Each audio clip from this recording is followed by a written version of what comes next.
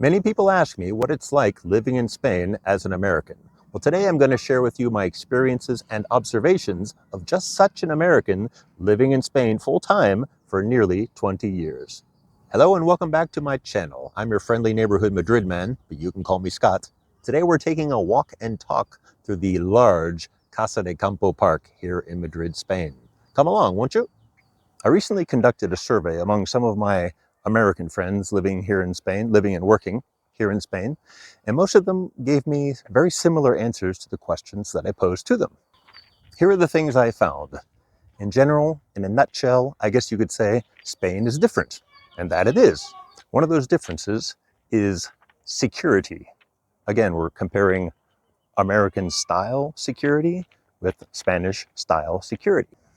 For example, at schools, you don't have to check in, you don't have to go through security, you don't have to get a name badge or anything like that. You just walk in right to reception. Not many stores have security guards. Some do, maybe the high-end stores, jewelry stores, for example, high-end fashion stores, quite possibly. But in general, you don't see too many security guards in Spain. You do see security guards on the metro and the subway, at airports, of course, train stations, and you do see police around, especially around the downtown area where there are a lot of tourists, concentration of people. I mentioned the stations already. You'll have security guards or real police, but you don't see many police either patrolling on foot or in cars. You just don't see them. Downtown you do, that's true, because you have government buildings, you have a lot of tourists, that's for sure. And, well, things can happen in the downtown and they want to be prepared, understandably, of course. And in the neighborhoods, you almost never see them, in fact. And if you get even farther outside the city, you don't see them like you see them in the United States, where they're pretty omnipresent. They're everywhere.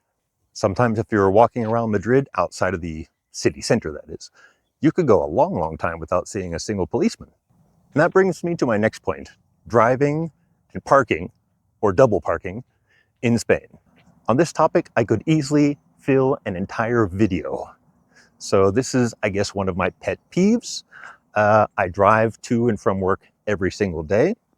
So I encounter hundreds and hundreds of other drivers. As I just mentioned in the previous point, police in the United States are pretty omnipresent. They are everywhere. Everywhere you turn, you see a police cruiser or a police officer on the street. But it's not like that here. In the US, you have to be very, very careful how you drive because police are everywhere. And if you don't use your turn signal or you run a stop sign or a stoplight or you change lanes without, I mentioned signaling, or you go a little left of center, for example, the police could be on you immediately. And it's not like that here. It's not like that here because there's very low police presence. And so, well, in my opinion, I'm trying to be diplomatic about this. When you have very little police presence, well, people do pretty much whatever they want to do. Which in a way is liberating, I suppose, right? So people are free to do what they want as long as no one gets hurt. And it's possible that, well, things are different. Spain is different, after all. So as long as no one gets hurt, well, it's okay. You also see people double parked here with pretty high frequency. In fact, they've just double parked in order to pop in to the pharmacy or to have a quick beer or a cup of coffee while the other cars are backed up behind them, waiting to get around, waiting for a clear lane to go into opposing traffic to pass that doubly parked car. That can be frustrating, but that's part of life. It's just for a moment, after all, right? No harm, no foul. And in the US, you can't double park because the police are going to be on you like stink on a monkey. Now, speaking of parking, parking is difficult, to say the least, here in Spain, or at least in the larger cities. So Spain has fantastic interstates, fantastic roads, very high quality, very well maintained. But some of the smaller roads, well, They may not be as well maintained, depending on where you are, obviously. But in the cities or in the nearby neighborhoods, also, it's difficult to park. So, well, people might double park for a short period of time. People might park in these very small parking spaces. Cars tend to be smaller here, by the way, in Europe in general. And the parking spaces, because there are so many cars, so few spaces, they tend to, how shall I say it? Well, I won't say cram their cars into the parking spaces, but they don't mind a little bump, a little scratch, a little dent here or there. It's all part of parking in the cities, right? So no harm, no foul, I guess. I got one funny anecdote. I was parking in my neighborhood one time, and I parked. I had plenty of space. And then I went in to get something at a shop, and then I came back out. I was getting to my car, and I noticed an older lady. I'll say she was in her 70s, maybe. And she was trying to pull, was she trying to pull out or park in the space? You can hear the Madrid metro, the subway, going through the Casa de Campo Lago station there in the distance. Anyway, and this woman, I was standing right there, and this woman tried to pull out or pull in, I can't remember, and she scraped my bumper. And I said, excuse me, ma'am, you just scraped my bumper. She got out of her car, all flustered, all upset. And she looked at it, excuse me, and I pointed it out where she had scraped my bumper. And she said in Spanish, of course, she said, oh, that's nothing. That's normal contact here in the city. You know, you have to expect that when you live here. And I wondered, when she said, when you live here, I thought, she's thinking that I'm a foreigner and I don't know how it is to live in the city. Well, maybe that was true. I can't say it wasn't. But the fact was, I'd only had the car for, I don't know, a year, something like that. It was my first scratch. It was still my baby, and I hated to see it happen. The lanes, the roads, tend to be narrower, much narrower. And most supermarkets, for example, don't have parking. Some do. That's true. Some do. But even those parking spaces are very, very small. In general, very, very small. And if you go to the outskirts, to these big, mega, large IKEA type places, they have big parking lots because they're in the outskirts. But their parking spaces tend to be small, narrow in general. If you go downtown and you have your car, well, first of all, you never want to take your car downtown if you can avoid it. But sometimes you have to. And if you have to take it downtown, you have to pay for parking. It tends to be quite expensive. Best to avoid that. The next item on the list is proximity. Many, many times I was driving someplace, whether it be to work or to some other village or something like that, leaving a safe, assured distance between my car and the car ahead of mine. And someone would elbow their way in between us, cutting that safe, assured distance in half. Sometimes they use their turn signal, sometimes they don't. In addition to the distance between cars, which tends to be much shorter in general, people will be driving very closely behind you. So proximity, well, it's different. Spain is different, after all. It's a more familiar place, familiar country.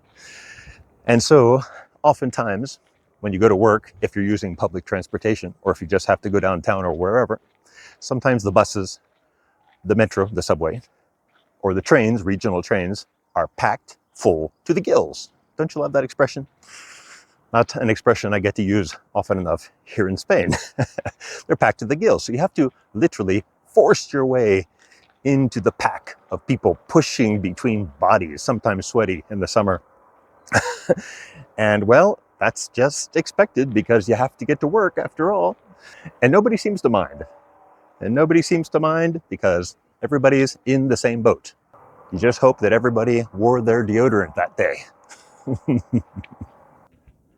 And public transportation leads me into my next point, which is patience. When dealing with public transportation, you must have a lot of patience. And as I used the expression earlier, we're all in the same boat. That's for sure when talking about public transportation. Maybe literally or figuratively, but we're all trying to get to some place, and we'll get there no matter how we can. But in addition to waiting in line for the bus, for the subway, for the train, we also have to wait in line at the markets, supermarkets, of course, at the doctor's office, well, the normal places where people have to wait. Waiting at the markets can be frustrating also because you have, well, older people, let's say, older people, and or younger people, possibly, but usually they are older people, and they're chatting with the shopkeeper there in the market, talking about their grandparents. The shopkeeper asks about the kids, grandparents, children, cousins, family, sisters. So these shopkeepers tend to know the families of all their customers. Fine, which is great. And so that kind of builds a bond with that customer when you ask about their family, obviously. So when you're there waiting, and maybe you're the fourth or the fifth one in line, you're waiting for this conversation to come to its natural end before the next person can get in line, and you can pretty much expect to see a similar conversation between those two. And when it gets to your turn, you just want to point out, I want that, and I want that. How much is it? And speaking of sweet old ladies, well, when you're retired, of course, they shouldn't be in a hurry to go anywhere, right? They've paid their dues, they've worked, and now it's time to relax. And the same goes for them. Everyone deserves to relax after working all their lives. So many times, I've been walking down the main street on the sidewalk on a sunny afternoon, let's say, at about 6 o'clock. Usually it's about 6 o'clock. And it's not unusual to encounter 6 older ladies in their 70s or 80s, arm in arm, giving each other support, holding each other up. And they're going to have their afternoon coffee, tea, whatever, snack. And you often see them 6 wide, right? Arm in arm, 6 wide. And they're essentially blocking the entire sidewalk. And there's no place for you to go. You can't go around them to the right because you have the walls of the buildings there. You can't go around the left because then you have to go out into the traffic. Well, so sometimes you have to either just wait behind them patiently or kindly excuse yourself. And more often than not, when you excuse yourself to get by, it's interrupting their conversation or their flow or their little stroll. So they tend to look at you a little like, what are you talking about? Why do you? They get a little upset. So patience is key when talking about having a healthy and relaxing life. Wouldn't you agree? The next item is time and space. An American online, on a video I believe, said that they were a little fed up with Spaniards because they are always so slow. And another comment on their comment said, is it that Spaniards are slow or that Americans are always in a hurry? And I thought, it's probably the latter. That's my guess. It's all about perspective, right? And that's what this video is really all about. Americans love their big cars, their wide streets, their big parking spaces, all the comforts, right? They get in, they park, they get out, they go home, or they go on with their errands. Americans get a lot done, A, because we're in a hurry, and B, because we live in a car culture. And we can go and do many things in a short period of time.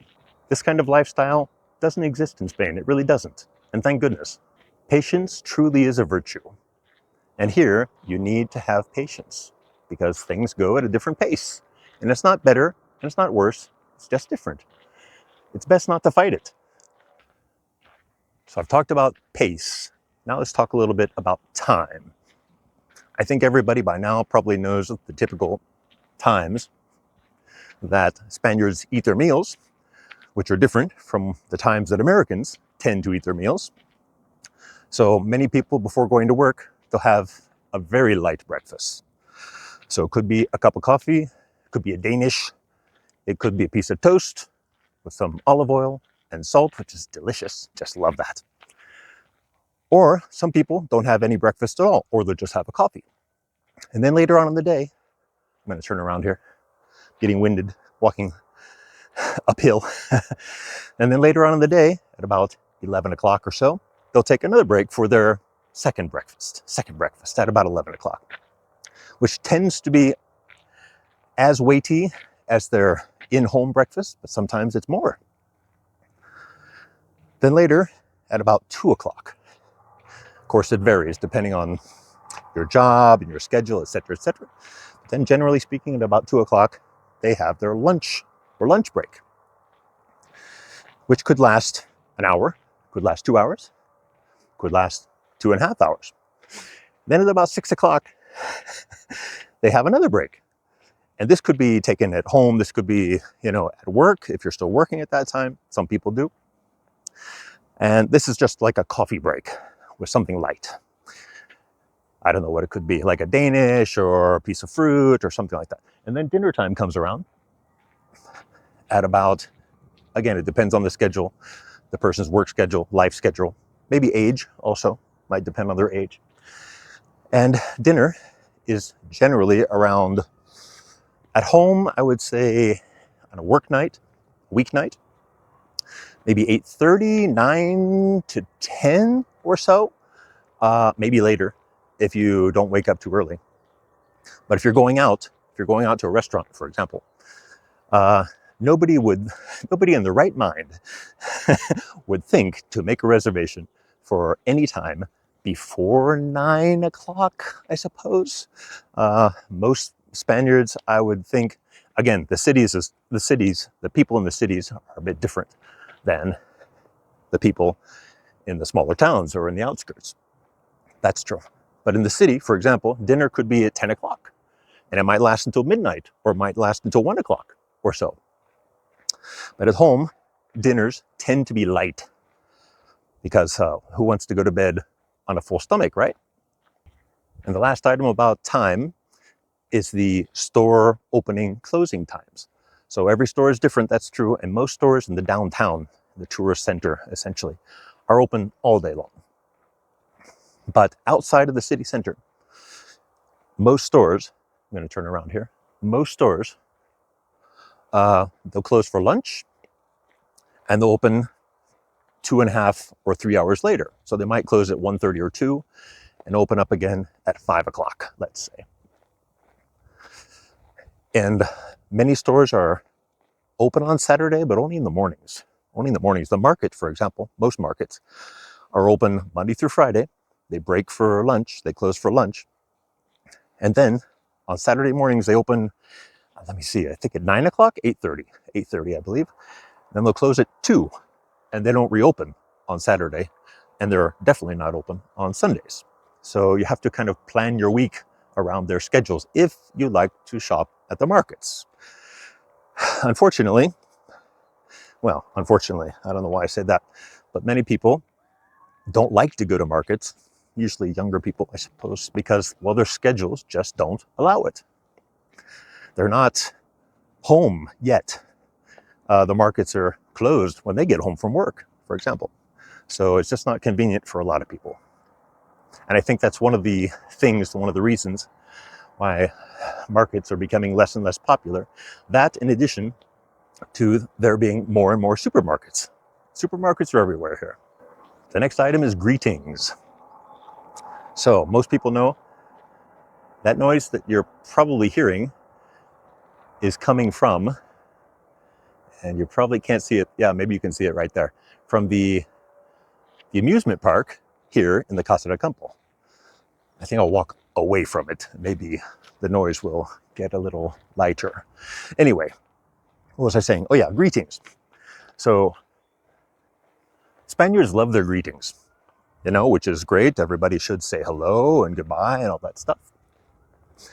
But what I've noticed, that in addition to giving everyone the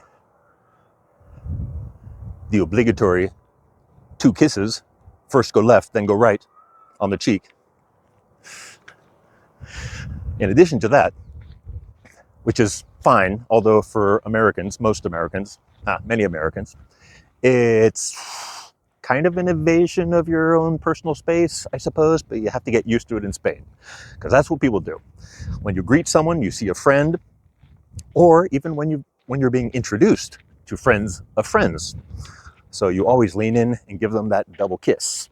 And if you don't, well, unless you pretend that you have a cold or something like that, you're obliged to give them 2 kisses, one on the left, one to the left, and one to the right. You just got to do it. Otherwise, that's kind of rude. That's kind of rude. So that's meeting people for the first time, meeting friends and family. Men tend to shake hands, but if you're really close, you might give each other a hug. That's pretty common. And after a holiday, for example, let's say it's an Easter holiday. So for educators like me, the Easter holiday lasts approximately 9 or 10 days, which is nothing. You know, it's a long week, really. But after, when people go back to work, they grab each other and they kiss each other and they shout and it's as if they hadn't seen each other for months and months and months. Like, you just saw this person like a week ago. And that's just after a 10-day holiday. So imagine what it's like after a Christmas break, or after Christmas break, or after a summer break. My goodness. So after a summer break, well, and even after a Christmas break. So we're talking several weeks. For summer break, I have 1 month off, not complaining, love it. But after those long breaks, vacations, people see each other for the first time, and it's as if they hadn't seen each other for 5 years or 20 years or whatever. It was a long lost, I don't know what. And on that first day back, it's difficult for most people to get to work. I mean, to get to their desks or get to their chairs or their place of whatever they do, right? Because once you walk in that door, the first person sees you, you have to give them the hugs and the kisses and, hey, how was your holiday? What did you do? Where did you go? Etc., etc. And here comes another person in the same door, right up behind you, and you have to tell them the same story, give them the same hugs, the same kisses, etc. So it can take, I don't know, up to an hour to get from the front door to your desk and really start working. And well, as everybody knows, the first day back, it's not very productive. And the last item I have up for bids, that's an old Price is Right reference, by the way. The last item that I have is volume. Volume.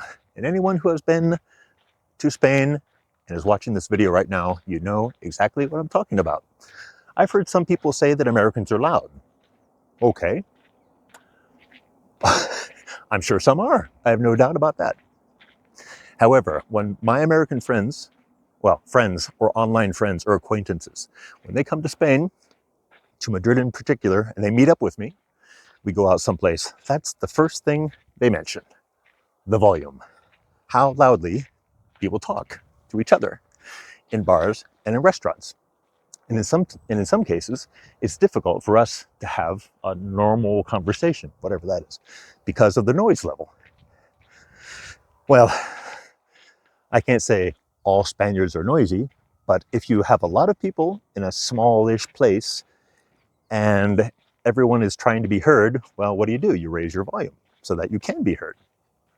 I remember one time I was at a seafood restaurant with some visiting Americans, and they commented on that, and I made a recording. I made a recording of the noise level. Oh my goodness. It was really, really something. So sometimes when you go with friends out to bars, have a good time, it's really difficult to have a conversation. That's for sure. And if that conversation is in Spanish, well, my Spanish is decent to good. Well, maybe good to very good. Let's put it that way. If the conversation is in Spanish, I can't follow the conversation. I just can't. So in your native language, as everybody knows, I suppose, that even if you don't hear some of the words in the sentence, your brain, from experience, can insert the most probable or appropriate words into those gaps, and it makes sense. Then it makes sense to you. But I can't do that in Spanish. Maybe you have the same experience. Well, I have to hear every single word in Spanish to be able to understand them when they speak to me. And if it's noisy, and there are lots of distractions, lots of movement, well, I just can't follow the conversation. So it's tough. It's tough for me to go out with friends and speak with them in a language which is not my native language. It's difficult. Thank you for coming along with me on my walk and talk through the Casa de Campo Park, talking about what it's like being an American living in Madrid. It's not all rainbows and unicorns, not at all. It takes a lot of those items that I mentioned, patience, maybe being number one. And I also mentioned a number of things that could help you to adjust once you move here, things you can do actually before you move here on one of my previous videos, which I'll link here, somewhere, which helps you to make the move or the transition smoother. Work you can do before coming to Spain, so that when you get here, things are a little more in place in many different ways. But once you get here, no matter what age, assuming you have patience, and you can take the volume and the proximity, etc., etc., etc., well, as long as you can take all of those things, you're going to enjoy Spain a lot. I have no doubt of that. Why? It's very different from the United States, very, very different. But for me, it has done me a lot of good. Really. I feel like I was a happy person before, that's true, in the United States. But I moved here when I was 40 years old. And since then, it's just been a joy. It's been a pleasure, in fact. Well, where I come from, we didn't have anything like this. You could find places like this, that's for sure, in the Midwest, absolutely. But this park is practically in my backyard here in Madrid, the Casa de Campo Park. So I feel much more relaxed here, much more relaxed. After you're getting over all of those other things, you know, regarding patience and proximity, etc., etc. But that's fine. Well, thank you for coming along with me on this little walk. Once again, I hope you enjoyed it. Maybe you learned something, maybe you knew everything already, and I've bored the socks off of you since the beginning. Well, I hope you come back for the next video. And that is me, Madrid Man, signing off, saying ciao for now and hasta la próxima.